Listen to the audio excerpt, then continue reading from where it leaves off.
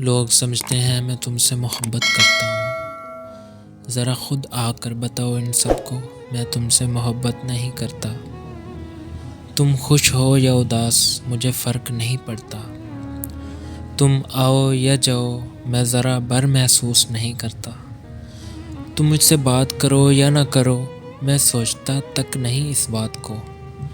जितनी देर तुम लोगों को ये बातें बताओगी ना, सिर्फ इतनी देर तुम्हें देखना चाहता हूँ मैं। तुम आओ ना और बताओ ना सबको कि मैं तुम्हारे लिए कुछ भी नहीं, और मैं तुम्हें बताऊंगा कि तुम मेरी मोहब्बत नहीं, इश्क हो मेरा।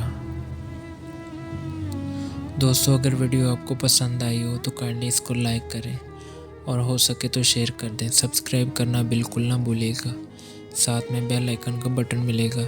इसी तरह के लेटेस्ट अपडेट्स हासिल करने के लिए बेल का बटन प्रेस कर लीजिएगा। और अगर आपको वीडियो पसंद आई हो तो काइंडली इसको लाइक कर दीजिएगा हमारी हौसला अफजाई करने के लिए। तो दोस्तों, मिलते हैं किसी नेक्स्ट वीडियो में। तब तक अपना बहुत सारा ख्याल रखिएगा। अल्लाह हाफिज़।